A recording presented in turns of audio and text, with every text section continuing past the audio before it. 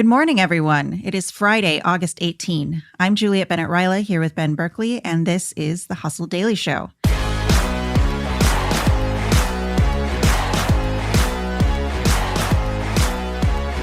Today, we're going to talk about child influencers and a new Illinois law that ensures they get paid for the content that they make. But first, let's talk about what else is happening in the world of business and tech.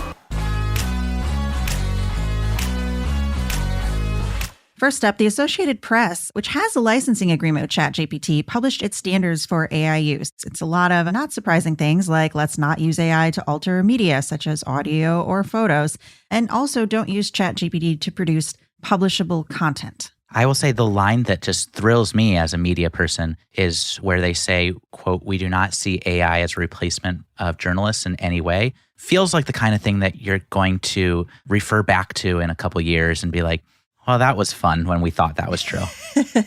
Yes. Blue Shield of California is tapping Mark Cuban's cost-plus drug company and Amazon Pharmacy to save on patient costs. That means it's taking some of its business away from CVS. CVS had an interesting day today.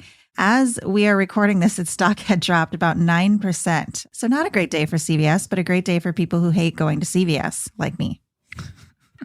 New York City is the latest government to ban TikTok on government devices. That is effective immediately. Ben, I think you said you noticed something interesting about a New York City TikTok account.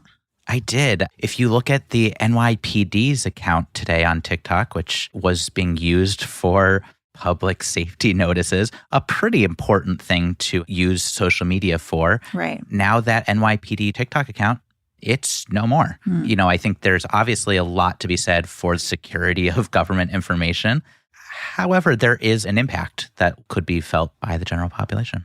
Yeah, absolutely. And I'm kind of wondering where those accounts will go.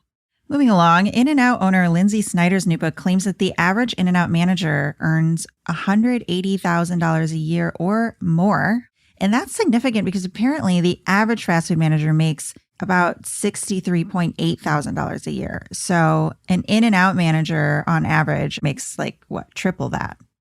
Yeah, for those interested, just want to note it would be in-out.com/employment. Also in sort of like the fast food space, but not really, gig workers, we're talking DoorDashers, Instacart, etc. They have been using Google Maps to mark tip baiters. So what they do is they'll be like, I'll tip you, let's say $15. And then a DoorDasher will be like, hell yeah, I want $15. I'm taking this thing. Do the assignment, they complete the delivery. And then because the user has the option to edit the tip afterwards, they will edit it down to be like, I'm actually only tipping you $2. So that's a tip baiter. And these gig workers are now trying to use Google Maps to warn other drivers like this person will not tip what they promise. Wow. I know Google's not allowed to do this, and I know it's technically not a crime. I wouldn't be opposed to this map just getting in the hands of the police and all these people being sent to jail. It's rude. It's extremely rude. And last but not least, Indiana Jones, as you may recall, hates snakes. Harrison Ford, the actor who, of course, plays Indiana Jones, does not and is honored to have a new Peruvian species named after him. It's something that I'm not going to be able to pronounce. It's like the Tachymenoides Harrison Ford guy. That is the snake. Of this achievement, the actor said, "The snake's got eyes you can drown in, and he spends most of his day sunning by a pool of dirty water. We probably would have been friends in the early 60s. That pronunciation was incredible. I'm agreeing with Indiana Jones on this one. They're awful. And that's also probably growing up in a state where a lot of them could kill you. I think they're really cute, honestly. We will agree to disagree on this one. But I think on the top story today, something tells me we're going to have a lot more agreement. Yes, our top story today is about child influencers and a new Illinois law that is going to make parents pay them, essentially.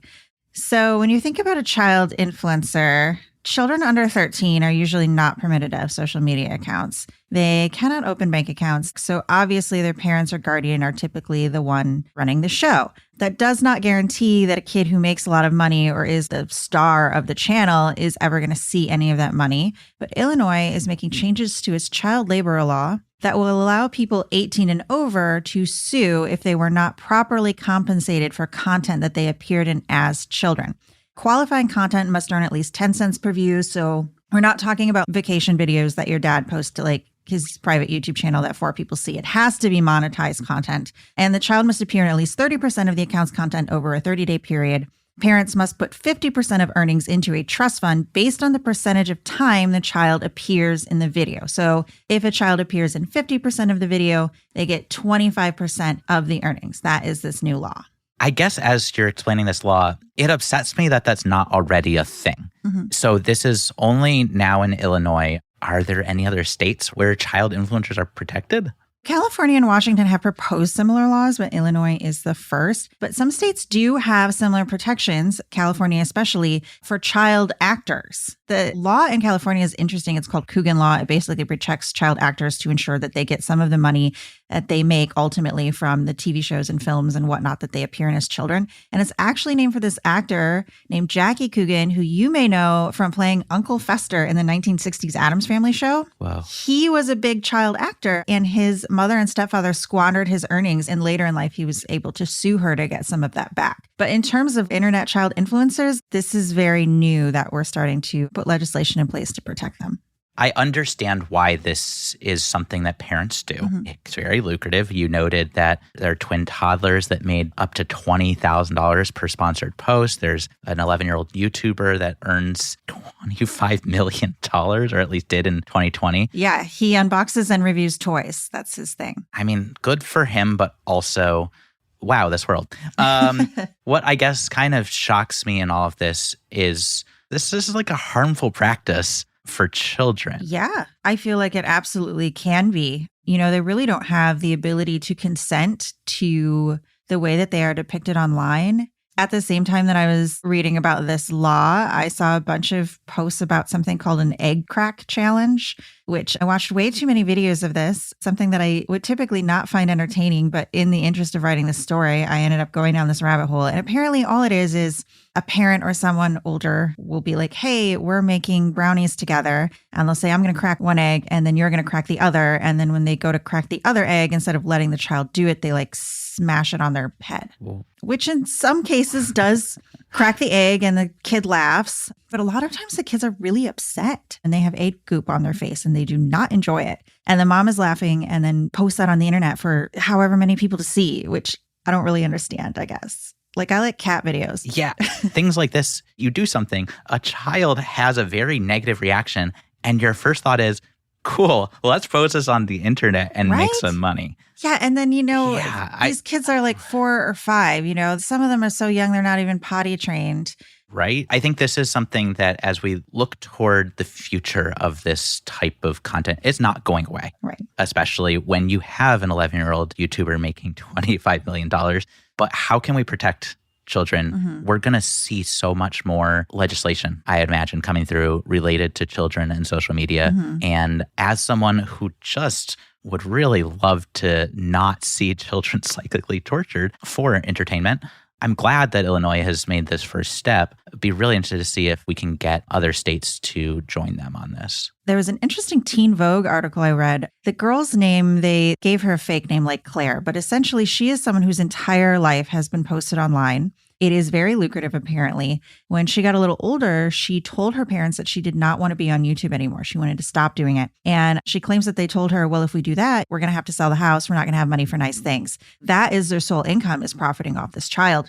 And she told the reporter that she is waiting to turn 18, at which point she will speak out. And she's even considering going no contact with her parents because they just did not respect her right to privacy as a child. So I'm going to be curious to hear what these influencers have to say when they are adults. Just what every family needs. More complication when their child turns 18. One group that's probably going to benefit from this when the children turn 18 is therapists. Oh, yeah. Talking to all these kids who their potty training was posted online for millions of people.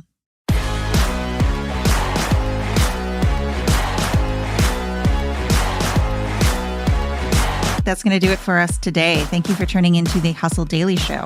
We're a proud part of the HubSpot podcast network. Our editor today is Robert Hartwig, and our executive producer is Darren Clarke.